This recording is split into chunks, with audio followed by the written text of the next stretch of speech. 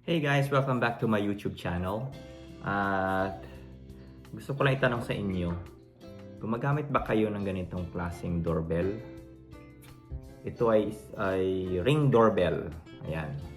Ano to mga lumang generation na ito. I think this is second generation ng video doorbell. Regalo ito sa akin ni Mrs. Ngayon, problema sa doorbell na ito ay lagi siyang kailangan i-charge. Hindi ko siya kasi kinonek sa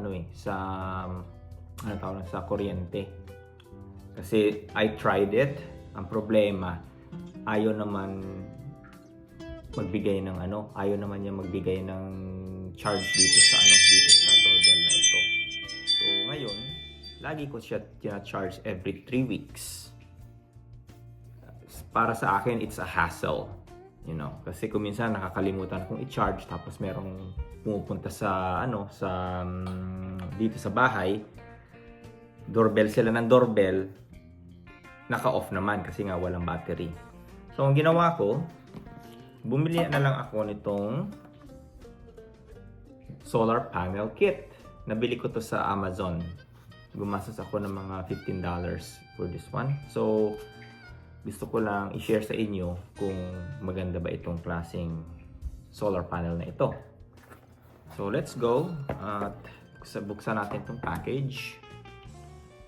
So, ito guys yung ating solar panel kit. Buksan muna natin. Ayan. So, meron siyang mga documentation,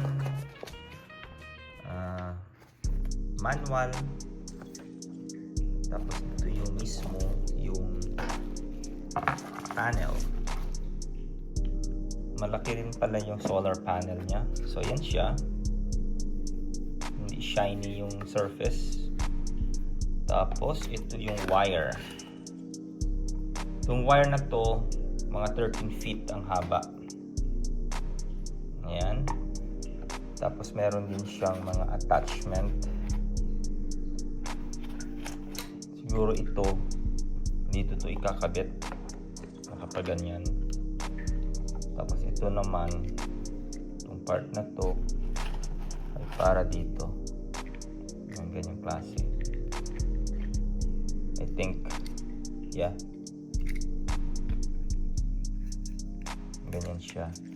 Tapos, meron siyang kasamang mga screws. So, i-assemble natin ito. Itong ring na to, pasok natin dito. Tapos, ito, just screw it like this.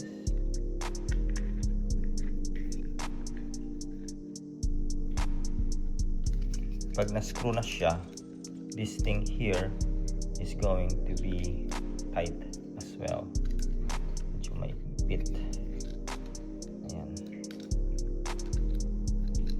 Ganyan. Tapos, once na na-install mo na to, kakabit ngayon natin itong solar panel dito. I-attach natin dito sa screw. Like so.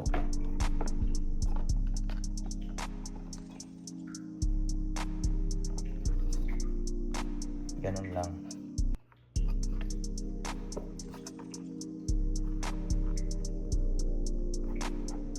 You don't want to over tight this kasi yung plastic baka mabasag. So you have to be very careful. Ayan. Ayan ang itsura niya guys.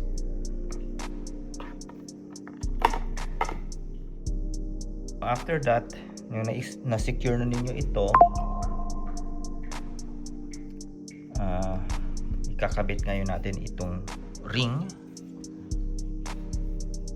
na doorbell dito sa ating solar panel. Guys, so I was looking in the manual, saka verify ko rin sa online. So itong pula dito pala sa left side. Tapos yung itim dito naman sa kabila, sa right. So, ngayon, kailangan lang natin itong screw. Ayan.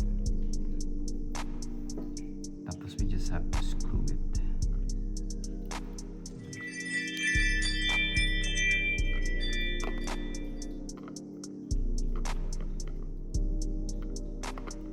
Ayan. Meron naman siyang charge eh. Someone's at your front door. Okay. Guys, so naikabit ko na sa likod itong wire na to. So ngayon pagagapangin ko na lang itong wire dito sa ano, sa strip. Yan, ang dumi ng aming pader pala oh. Tapos hanggang doon sa taas. Ngayon ang aking challenging dito is kung paano natin i-screw dito sa labas.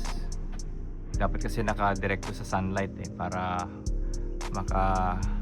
maganda yung maka-accumulate ba ng sun. Ayan guys, so yun ang gagawin natin ngayon. Ayan guys, na-install ko na yung solar panel natin dito sa labas. Medyo may mahaba yung wire niya, so pinulupot ko na lang doon. Ayan. So ngayon, chinek ko yung app ko. Okay naman siya, nakadirect sa sun. Chinek ko yung app, lumabas sa app na hardwire na siya. Hindi na siya ano, yung gumagamit ng battery. Hardwire siya, tapos yung at the same time, pag merong araw, nagcha-charge. So hopefully maging okay itong product na ito. Ayan. So meron tayong ring camera doorbell na nakakabit na sa solar panel. So guys, thank you again for watching this short video. And if you like this video na ginawa ko ngayon, please share, like, and subscribe. God bless. Bye-bye for now.